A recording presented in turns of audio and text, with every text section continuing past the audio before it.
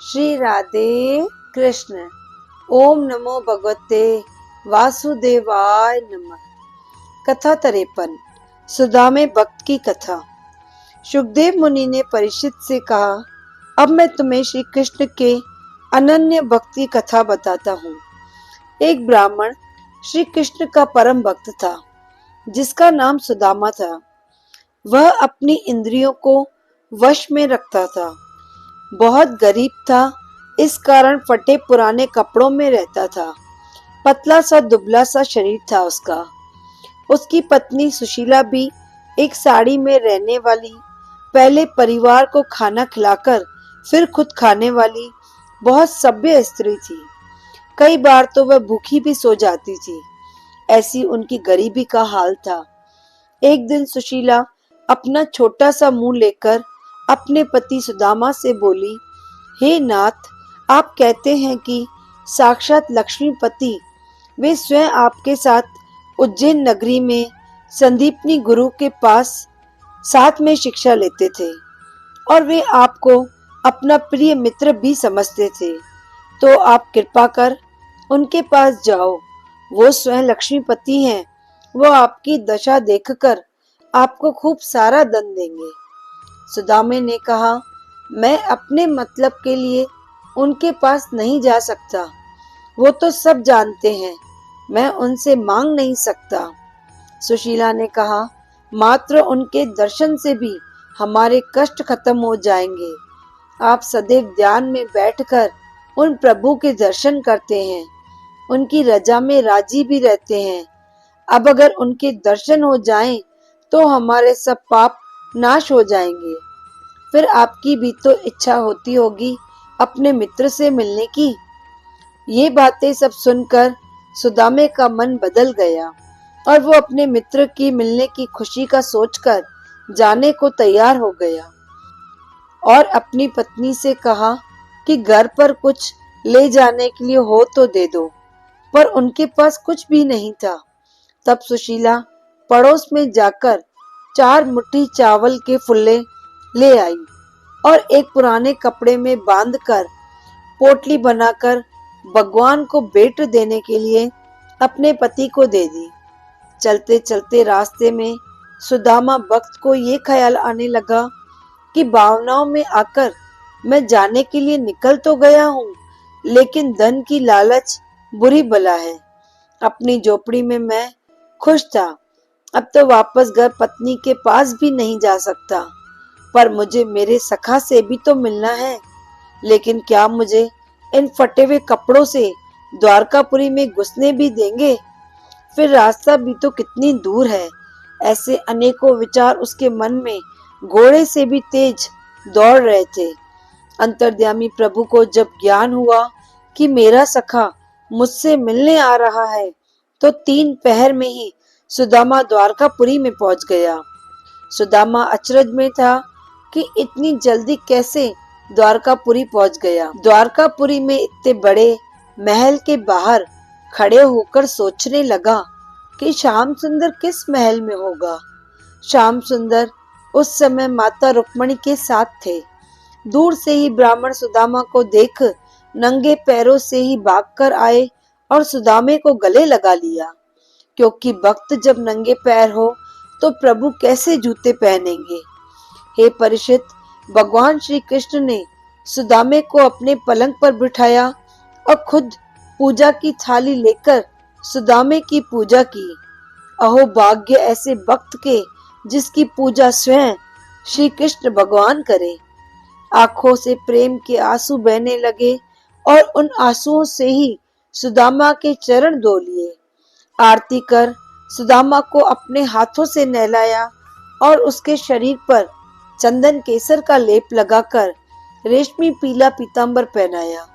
माँ रुक्मणी भी उनकी सेवा करने लगी और दूसरी स्त्रियां भी ये सब देखकर विचार करने लगी कि क्यों मोहन इस ब्राह्मण की इतनी सेवा कर रहे हैं।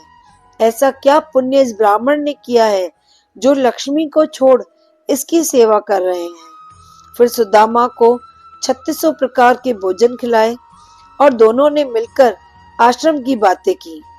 भगवान श्री कृष्ण ने सुदामा से पूछा, तुम्हारी शादी हुई कि नहीं? मैं जानता हूँ शादी के बाद भी तुम्हारा मन विषय भोगों में नहीं लगा होगा और ना ही तुम्हारा मन धन संपत्ति के मोह में होगा। संसार में शायद तुम जैसा कोई ब्राह्मण हो जिसने अपनी इंद्रियों को जीता और मन में कोई वासना न रखी हो। मित्र, इस संसार में पहला गुरु हमारे जन्मदाता अर्थात हमारे माता पिता होते हैं। दूसरा गुरु जनेऊ का सत्कर्म कर सही शिक्षा देता है और तीसरा गुरु ज्ञान उपदेश द्वारा परमात्मा से मिलने का उपदेश बताते हैं। हे ब्राह्मण, हे शिरोमणि सुदामा, क्या तुम्हें याद है एक बार लकड़ी तोड़ने हम जंगल में गए थे। उस वक्त बिन मौसम बरसात हुई थी। वो कार्तिक का महीना था।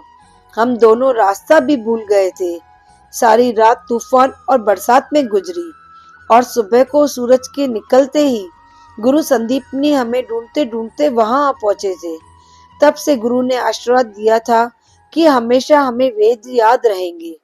बातें करते करते सुदामा बार बार अपनी चावल के फुल्लों से भरी पोटली को छुपा रहे थे और मन में सोच रहे थे कि जिसने 36 प्रकार के व्यंजन खिलाए हों, मैं उसे ये फुल्ले कैसे दे सकता हूँ।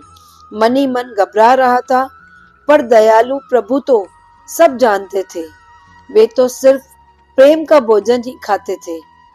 तभी कहा जाता है, ईश्वर को प्रेम देकर भी जिसने कुछ न मांगा उसी ने सब पाया है। तब कृष्ण जी पूछते हैं कि मेरी भाभी ने कुछ तो मेरे लिए दिया होगा। श्याम सुंदर जानते थे कि पहले भी जंगल में चने छिपाकर खाने से ही इसने इतनी कंगाली देखी है और आज फिर शर्म के कारण मेरी सौगात छुपा रहा है, अर्थात मेरे लिए दी हुई भेंट छुपा रहा है। तभी श्री कृष्ण ने कहा, सुदामा, मैं तो सिर्फ प्रेम का ही भूखा हूँ, एक पत्ते पर भी राजी हो जाता हूँ।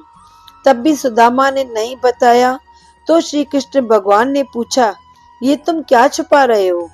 और पोटली सुदामा से ले ली और खोलकर कहा, ये तो मेरी प्यारी वस्तु है।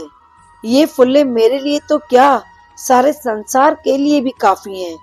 तभी फुल्लों की एक मुट्ठी भरकर खाते हैं। जैसे ही दूसरी मुट्ठी उठाते हैं, भगवती लक्ष्मी अर्थात माता रुक्मणी ने हाथ पकड़ लिया और कहा, मनुष्य को इस लोक और परलोक में संपत्ति पाने के लिए एक मुट्ठी काफी है। वो रात सुदामा वहीं रहा। उसे ऐसा लग रहा था जैसे वो वैकुंठ धाम में पहुंच गया हो। दूसरे दिन बिना कुछ मांगे अपने घर के लिए रवाना हुए। भगवान श्री कृष्ण की ब्राह्मण भक्ति देखकर मन ही मन उनकी तारीफ करते रहे और विचार करने लगे कि प्रभु ने मुझे कोई धन संपत्ति इसलिए नहीं दी होगी कि कहीं मैं धन के चक्कर में कृपा सागर को भूल न जाऊं। जब वो अपने घर के पास पहुंचा तब वहां झोपड़ी नहीं देख घबरा गया। बार बार अपनी आंखें साफ करता और देखता, मैं कहीं और तो नहीं आ गया। शायद ये मेरी लालच का ही फल है। पर सुशीला अपने पति को आया देख उनको प्रणाम कर कहने लगी कि ये सब ऊंचे सुंदर महल सारे दास दासियां आपके पहुंचने से पहले ही आपके लिए तैयार करवाए गए हैं। और सुदामा को खूब सुंदर तैयार करवाकर बैंड बाजे से अंदर ले गए। सुशीला और सुदामा की आंखों से भक्ति और प्रेम की धाराएं बहने लगी। दोनों मिलकर श्री कृष्ण की तारीफ कर बहुत बहुत आभार करने लगे।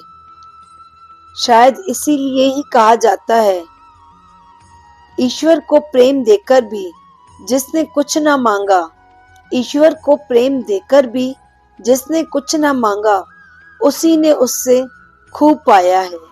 बोलो कृष्ण भक्त सुदामा की जय। श्री राधे कृष्ण। ओम नमो भगवते वासुदेवाय नमः।